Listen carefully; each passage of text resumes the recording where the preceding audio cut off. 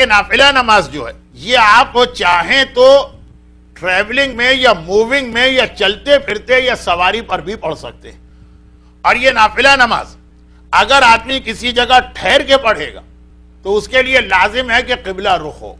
لیکن اگر وہ شریعت کی اس فیسلٹی کو اویل کرے، یہ نہیں کہ مجبوری میں، واجب نماز تو مجبوری میں آپ ٹریولنگ میں پڑھ سکتے ہیں، لیکن نافلہ نماز بغیر کسی مجبوری کے بھی آپ چاہیں تو یہاں سے گھر کی ڈرائیو ہے اور اس دوران نافلہ بھی آپ پڑھ سکتے ہیں. بس یہ ہے کہ اگر ڈرائیور ہے تو وہ زیادہ رسک نہ لے، یہ اپنے اپنے مہارت کے اوپر ہے. اگر وہ گاڑی چلاتے ہوئے بھی نافلہ پڑھ سکتا تو ٹھیک ہے وہ پڑھے، لیکن اگر اس کی یا اس کے ساتھیوں کی زندگی رسک میں ہے تو وہ نہ پڑھے لیکن ساتھی پڑھ سکتے ہیں. اور طریقہ یہ ہوتا ہے کہ جب گاڑی میں بیٹھا ہو آدمی یا پیدل چل رہا ہے یعنی واک کر رہا ہو، واکنگ ہے، جاگنگ ہے، جس میں لوگ سی ڈی اور بی سی ڈی اور پتہ نہیں کیا بلا بلا کانوں سے لگا کے حرام کرتے ہیں، چاہیں تو اس میں نافلہ نمازیں بھی پڑھ سکتے ہیں.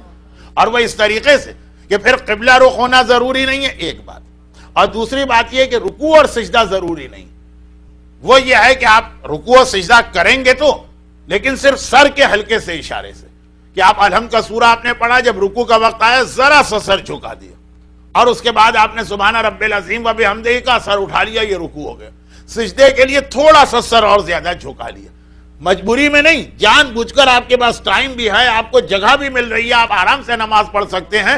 پھر بھی اگر آدمی چاہے تو جتنی سنت نمازیں، جتنی بھی سنت نمازیں، چاہے وہ نافلہ ہو، چاہے وہ نماز شب ہو، چاہے وہ نماز وحشت قبر ہو، چاہے وہ زیارت امام مظلوم کی نماز ہو، چاہے وہ شب قدر کی 2 رکعت نماز ہو، جتنی سنت نمازیں یہ سب چلتے پھرتے بھی پڑھی جا سکتی ہیں.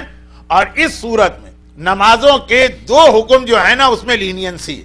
قبلے کی ذمہ داری نہیں رہتی ہے، جدھر آپ کا رخ ہے ادھر ہی آپ نماز پڑھیے، رخ آپ کا بدلتا رہے تب بھی کوئی پرابلم نہیں. اور نمبر 2 یہ ہے کہ رکوع اور سجدے کے لیے پھر خالی سر کا اشارہ کافی ہے. ہاں وضو ہونا چاہیے، اس دوران کسی سے آپ بات نہیں کر سکتے.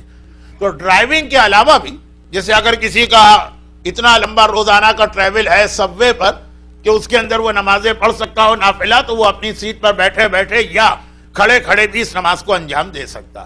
اور جب اتنی بات آ گئی ہے تو ایک آخری بات بھی کہہ دیجیے، اور یہ مسئلہ خالی رمضان کے لیے نہیں ہے، یہ پورے سال ہر نافلہ نماز کے لیے.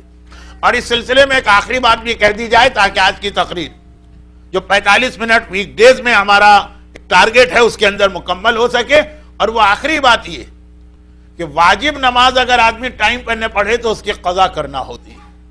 ہاں جمعے کی نماز کی قضا نہیں ہے، وہ مسئلہ بتانے کی ضرورت نہیں ہے. عیدین کی نماز کی قضا نہیں ہے، لیکن عیدین تو آج کل واجب ہی نہیں. واجب نماز اگر وقت پہ نہ پڑھی جائے تو اس کی قضا. لیکن اسی طریقے سے جو سنت نمازیں روزانہ کی ہیں، جو نافلہ کہلاتی ہیں روزانہ کی 34 رکعت، یہ بھی اگر آدمی ٹائم پہ نہ پڑھے تو اس کی قضا کرنا بھی ریکمنڈ.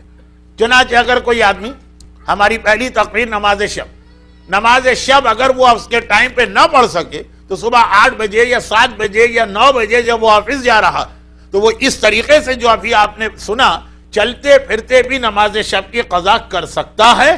اور ریکمنڈ کہ یہ جو روزانہ کے نافلہ ظہر کی 4، عصر کی 4، مغرب کی 2، عشاء کی 2 جو کاؤنٹنگ میں 1 ہوگی، فجر کی 2 اور نماز شب کی 11، یہ 34 رکعت جو ہے یہ اگر آدمی ٹائم پہ نہ پڑھے جان بوجھ کر پھر بھی اس کی قضا کر لے، یہ ہیبٹ ڈالے. اور بہت سا آج کل وقت ملتا ہے، واکنگ ہے، جاگنگ ہے، ویسے ہی ٹریولنگ ہے اپنے کام کے لیے، جس میں وہ اس ثواب کو حاصل کر سکتا.